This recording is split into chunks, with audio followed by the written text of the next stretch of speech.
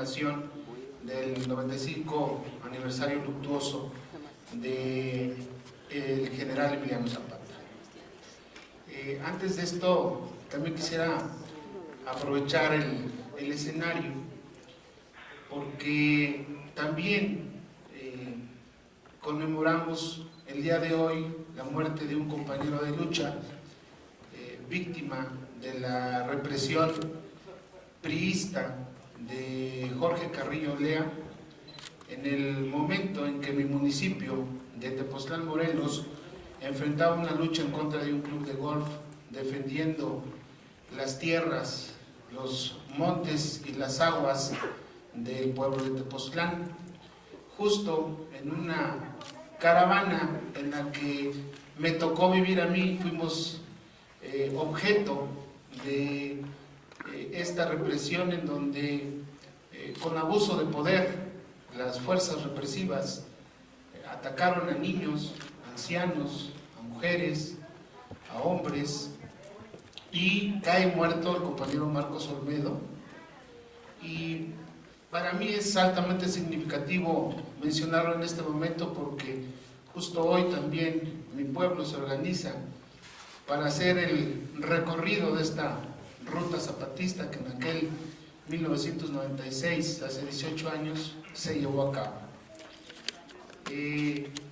Es importante también porque alrededor de la muerte del general Emiliano Zapata gira un mito, por así llamarlo, alrededor del general Agustín Cortés.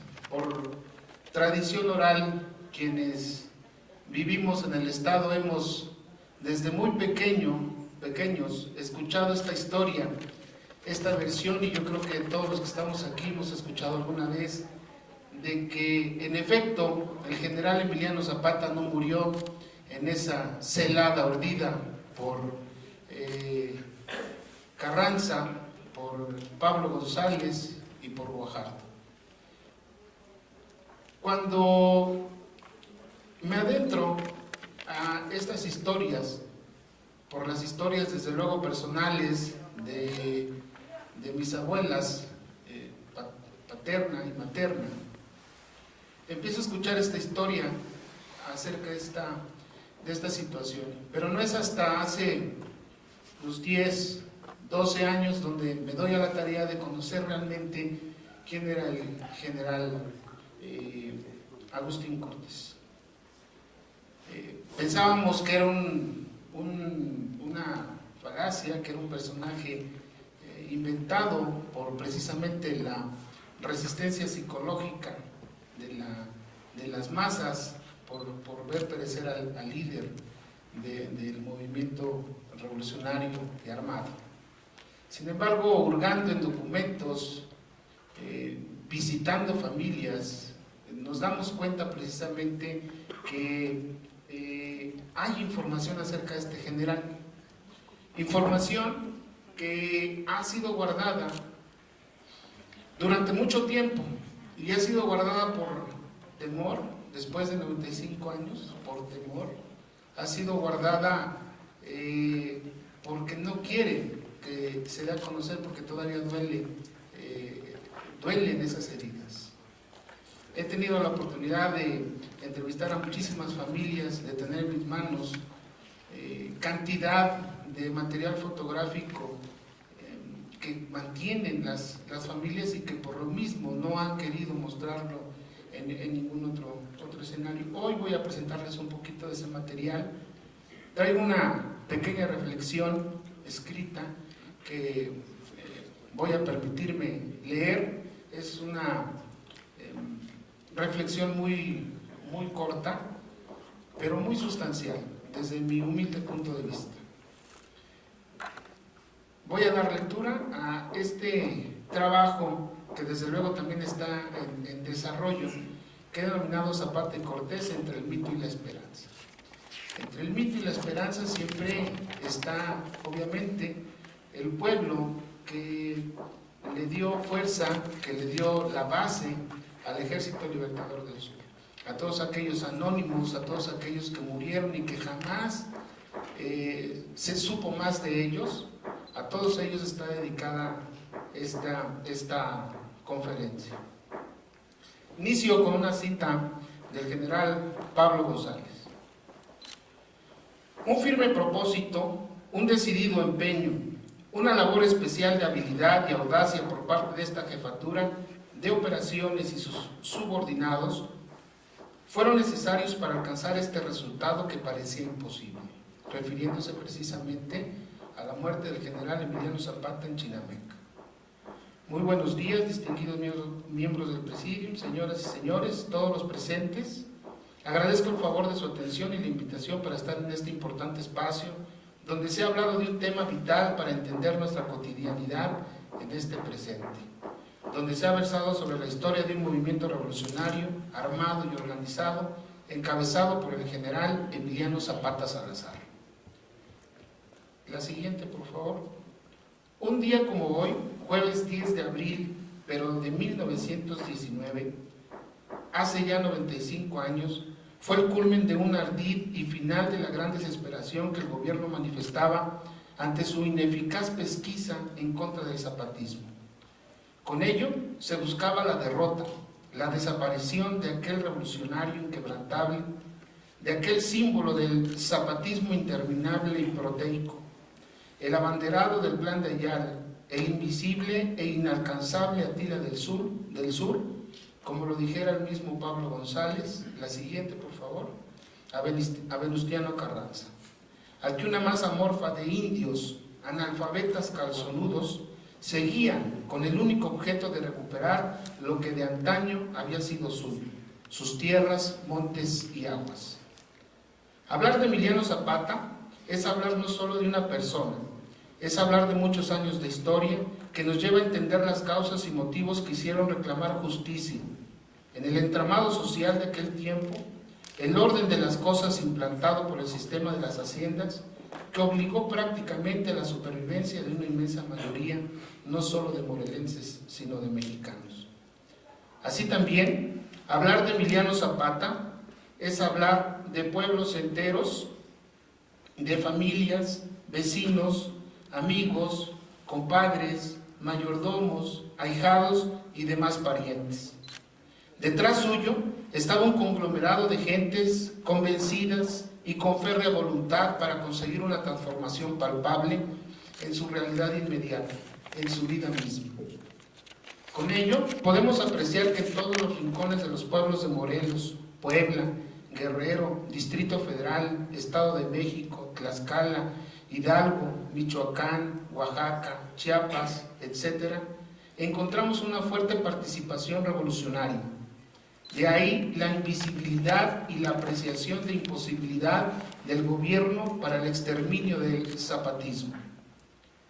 Idea de la que se desprende el concepto de una universalidad de los principios de la Revolución del Sur, de la pretensión y concreción de la lucha armada, social y política en todos los espacios de la República Mexicana, aunque ella misma en sí no fuera ni es la misma realidad vivida por sus individuos. El mito simplista del regionalismo zapatista se contrapone ante la ardua labor del bloque intelectual y armado más allá del estado de Morelos, que fue cuna revolucionaria. La política, la negociación, el análisis de los movimientos sociales, tanto de la ciudad como la de los pueblos, fue una labor que siempre las trató de hacer compatibles, como nos lo ilustra el doctor Francisco Pineda en su trilogía escrita sobre zapatismo, incluso hacer compatibles el sur y el norte. Esa era una gran ambición del Ejército Libertador, que una unificación de fuerzas lleve al ejercicio del poder con justicia de y para los pueblos, jamás una decisión fuera de las grandes masas desposeídas. Ello tornaba peligroso el ambiente de las conveniencias personales e individualistas o sectoriales de quienes no coincidían con el zapatismo. En su capítulo 10 de Zapata y la Revolución Mexicana, de John Womack Jr., nos describe y narra los antecedentes sociopolíticos del contexto internacional, nacional e incluso internos al Ejército Libertador del Sur, que polarizaron la toma de decisiones tras 9 años de agotadora lucha contra ciegos y sordos, que no veían ni escuchaban las demandas de los surianos. La emboscada por fin tenía un panorama claro. Las condiciones fueron dadas y rodó el embuste. Tras exaltadas y supuestas diferencias entre el coronel Guajardo y Pablo González, inició una correspondencia funesta, antesala de la muerte, creando el ambiente propicio para su ejecución. El mismo Guajardo nos describe en 3 puntos su proceder. Día 8, acuerdos con Feliciano Palacios para entrevistarse con Emiliano Zapata. Día 9, encuentro en las cercanías de Estación Pastor con el jefe suriano y presentación de oficialidades. Día 10, a las 2 de la tarde, culmina la celada con la muerte del general Emiliano Zapata Salazar y otros miembros de su oficialidad. Salvador Reyes Avilés reporta a Gildardo Magaña el acontecimiento desde el campamento de Los Sauces, estado de Morelos, ese 10 de abril. Describiéndolo puntualmente y refiriendo, al llegar el general en jefe al dintel de la puerta, de la manera más alevosa, más cobarde, más villana, a quemarropa, sin dar más tiempo ni para empuñar ni las pistolas, los soldados que presentaban armas, Zapata cayó para no levantarse más. Su fiel asistente, Agustín Cortés, murió al mismo tiempo. Palacios debe haber sido asesinado también en el interior de la hacienda. Así fue la tragedia. Así correspondió Guajardo al alevoso, a la hidalguía de nuestro general en jefe. Así murió nuestro general Zapata, así mueren los valientes, los hombres de pundonor, cuando sus enemigos, para poder enfrentarse a ellos, recurren a la traición y al crimen. Ha muerto el célebre cabecilla suriano en un combate, dice Pablo González, y agrega que esa habilidad y audacia que tuvieron dieron al fin un honroso resultado. Habría muerto, pues, aquel distinguido de Anenecuilco y junto con él sus más allegados colaboradores. Zapata, ese hombre que representaba la lucha de los pueblos, había fenecido, no la lucha encabezada, el anhelo por la transformación, así como la resistencia. Así la resistencia ante la muerte inició su largo camino que se ha transformado en una constante y sólida demanda para hacer justicia en la realidad, pero sobre todo en una esperanza de que en el orden de las cosas tengan acomodo todas y todos los individuos que se esfuerzan, tengan la misma oportunidad de experimentar felicidad en esta vida. Decía el teposteco don Juan Zenón Rodríguez, el célebre personaje de Oscar Lewis llamado Pedro Martínez, que cuando se enteró de la muerte del general Zapata, estando en sus labores del campo en Tepoztlán, la sensación que tuvo fue como la de que hubiera muerto su padre. Este revolucionario que combatió al lado del general Leobardo Galván González, del mismo pueblo, nos dejó muchos testimonios acerca del acontecer del zapatismo, no solo en Tepoztlán, sino en los distintos lugares en los que combatió. Siguiente, por favor.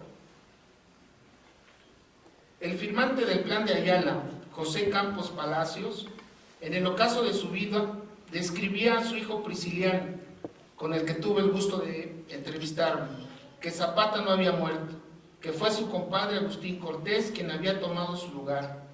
Este era oriundo del barrio de San Miguel, en el pueblo de Tepoztlán, que cuando trajeron al cuerpo del general en las puertas del Palacio Municipal de Cuautla, asesinaban a quien se atreviera a contradecir esa muerte. Vamos girando, por favor. El testimonio inédito familiar del general Zapata, a través de su hijo Mateo Zapata, consigna al respecto que el cadáver se expuso sobre una caja fúnebre y acudieron a verlo centenares de personas de la región, entre las que iban 3 mujeres, María Salazar, Francisca Merino y Daría Salazar, primas de Emiliano Zapata. El parte médico reportaba 7 disparos. La cábala gonzalista de un férreo en combate del 55 y 66 regimiento de soldados valientes que hicieron sucumbir a Emiliano se diluía. Miguel Loaiza realizó la autopsia y lo comprobó. Mateo Emiliano, el menor de los hijos de Zapata y el más parecido a él, nacido en Tlaltizapán en septiembre de 1917, fue llevado a Cuautla. Contaba a su nieto Edgar la versión que escuchó de chico. Hasta Los Arcos llegó mi madre, María de Jesús, para comprobar si en verdad fue muerto su amado Emiliano. Con paso apresurado, llegó a Palacio, lugar donde se arremolinaba la gente para mirar el cuerpo ensangrentado de un hombre. Se abrió paso con dolor, angustia, temor y lágrimas en sus ojos. Comprobó que el cuerpo de aquel hombre correspondía al del general Emiliano Zapata. Sin embargo, la psicología de las masas vivió fuertemente el sentir de la no muerte. Así, versiones del compadre árabe, del compadre de Tepoztlán, de los dobles de Zapata, empezaron a circular fuertemente. El lunar, el dedo mocho, se contraponían con la inevitable separación de la lucha y la esperanza.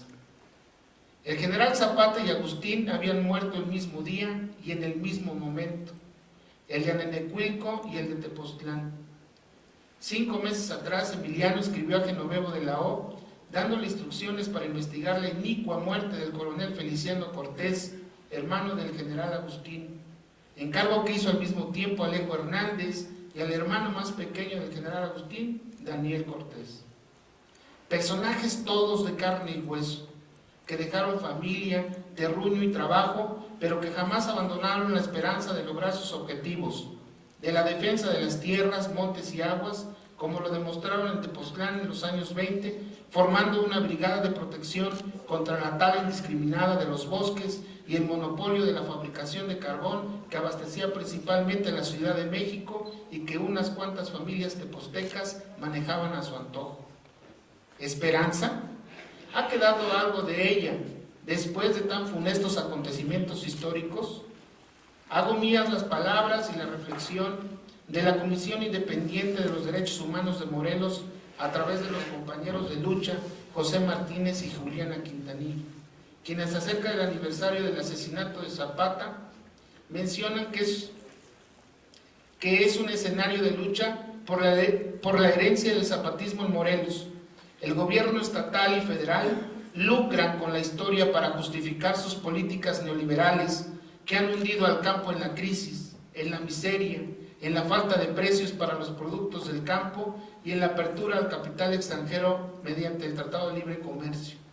La nueva reforma al campo solo prefigura nuevos ataques al campesinado, acordes a las reformas estructurales privatizadoras. La situación que se vive en el campo mexicano es de descapitalización, falta de inversión pública en infraestructura productiva, de riego, ausencia de caminos rurales, miseria, marginación y desprecio. A lo largo de sexenios, a los pequeños productores se han destinado programas asistencialistas que representan apoyos miserables en comparación con los recursos a los que acceden las transnacionales, los empresarios y los grandes agricultores. La reforma no busca garantizar la soberanía alimentaria porque se adecúa a las necesidades de las transnacionales que vienen por las tierras comunales y ejidales para sus megaproyectos. En México, en numerosos casos, los megaproyectos son implementados por empresas e industrias, tanto paraestatales, nacionales como extranjeras, o por el mismo Estado, en áreas rurales y forestales, así como en territorios sagrados de pueblos indígenas, sin informar ni consultar a las comunidades indígenas o campesinas, destruyendo su territorio, sobreexplotando los recursos naturales y contaminando el medio ambiente. También ha aumentado la persecución en contra de defensores ambientales, 30 de los cuales han sido asesinados en los últimos años y otros presos o torturados, sino exiliados de sus comunidades de origen por las amenazas y agresiones sufridas a mano de las empresas, gobiernos locales o integrantes del crimen organizado. Entre 2009 y 2012 se documentaron más de 50 casos de agresiones en contra de defensores y defensoras de derechos ambientales en 17 entidades federativas del país, la mayoría ligados a proyectos de desarrollos mineros y forestales. Prácticamente todas estas agresiones permanecen hasta ahora en la impunidad. En México, la destrucción ecológica, la deforestación, la erosión de suelos, la desertificación, la explotación de recursos naturales y la contaminación de agua y aire son realidades que ponen en riesgo a millones de personas. No hay desarrollo humano posible sin respeto a los derechos humanos de los pueblos de Morelos. Existen muchos temas pendientes en materia de derechos y garantías que reconozcan plenamente la ciudadanía de las diversas luchas en defensa de la tierra en Morelos, como en los municipios de Tepoztlán, Tlayacapan, Yecapixtla y Tepalcingo, los que interpusieron controversias constitucionales en el año 2002 ante la Suprema Corte de Justicia de la Nación en contra de la reforma indígena. Un debate que muestra los límites en la comprensión del significado de los derechos de los pueblos indígenas, que están especificados en la Constitución, en la Declaración de la ONU y en el Convenio 169 de la Organización Internacional del Trabajo. Todos ellos instrumentos legales vigentes en México, como la Constitución en su artículo 2 de nuestro ordenamiento supremo. Actualmente, en mi pueblo, en las tierras de Tepoztlán, en enero pasado, el INAH anuncia oficialmente la destrucción del territorio como operadores de las grandes transnacionales. Con la destrucción de las ruinas de Tlachomolco, se avala la destrucción de los vestigios arqueológicos, se privilegió la investigación sobre la conservación. La lucha contra las reformas neoliberales y privatizadoras coloca a los pueblos ante una ofensiva del capital privado que pretende ir a fondo en una política de devastación de los recursos naturales para obtener ganancias inmediatas a costa de enajenar el futuro de generaciones enteras. Las empresas privadas transnacionales son las principales beneficiadas de esta entrega de los recursos naturales. Mientras existe una infraestructura subutilizada para la generación de energía eléctrica a través de la CFE, se pretende realizar el proyecto Integral Morelos, que implica el gasoducto de 160 kilómetros, 92% del trayecto en zona de riesgo volcánico, 2 centrales termoeléctricas en Huesca, un acueducto de 12 kilómetros y una extracción diaria de 50 millones de litros de agua, afectando directamente a más de un centenar de pueblos de la cuenca del Balsas. Actualmente, la política energética que se ha implementado en el país, además de las afectaciones ambientales a la economía local y la salud, genera un descontento nacional por la creación de infraestructura energética de capital privado, un movimiento nacional de usuarios contra las altas tarifas de luz, más de 3 millones de quejas contra la CFE y decenas de demandas de autofraude. La defensa de las tierras, el territorio y la autonomía de los pueblos permiten evitar los efectos catastróficos del desarrollo capitalista salvaje, que es altamente depredador. Ninguna obra de alto impacto puede ser construida sin tomar en cuenta los efectos ambientales, sociales, económicos y culturales que puede tener en los pueblos y comunidades. En Morelos, los megaproyectos y el respeto a los derechos humanos se han convertido en polos opuestos, cuando se requiere respetar los derechos de los pueblos más que nunca. En este aniversario de Zapata, nuevamente la dramática realidad del campesinado choca contra la demagogia gubernamental, por lo que defender la tierra tiene que ver directamente con la capacidad por luchar de manera independiente por la justicia y la libertad. El reto de la esperanza, el reto del ideal es enorme. Zapata cabalga, Zapata sigue luchando en cada uno de nosotros cuando nos atrevemos a romper las cadenas del individualismo, cuando damos lugar a lo colectivo y razonamos hasta la conciencia de que todos estamos involucrados en salvaguardar las tierras, montes y aguas que nos han pertenecido desde nuestros ancestros. Muchas gracias por su atención.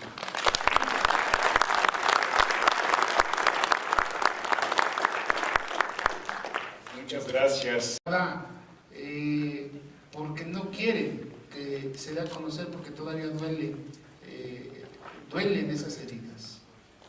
He tenido la oportunidad de entrevistar a muchísimas familias, de tener en mis manos cantidad de material fotográfico que mantienen las familias y que por lo mismo no han querido mostrarlo en ningún otro escenario. Hoy voy a presentarles un poquito de ese material.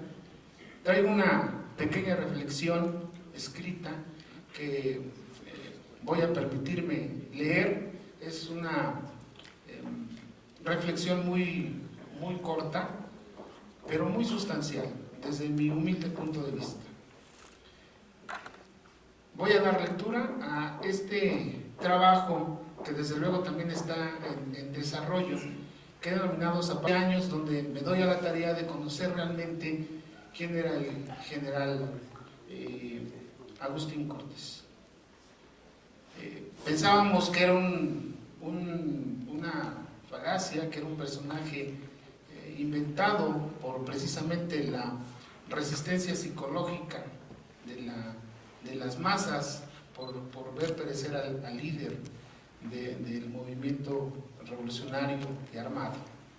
Sin embargo, hurgando en documentos, visitando familias, nos damos cuenta precisamente que hay información acerca de este general, información que ha sido guardada durante mucho tiempo y ha sido guardada por temor, después de 95 años, por temor, ha sido guardada de esta represión en donde con abuso de poder las fuerzas represivas atacaron a niños, a ancianos, a mujeres, a hombres, y cae muerto el compañero Marcos Olmedo.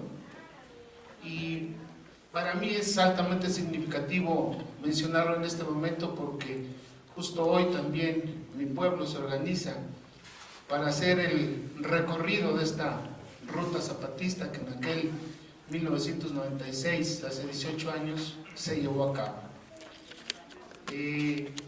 Es importante también porque alrededor de la muerte del general Emiliano Zapata gira un mito, por así llamarlo, alrededor del general Agustín Cortés. Por tradición oral, quienes vivimos en el estado hemos desde muy pequeños escuchado esta historia, esta versión, y yo creo que todos los que estamos aquí hemos escuchado alguna vez de que en efecto el general Emiliano Zapata no murió en esa celada urdida por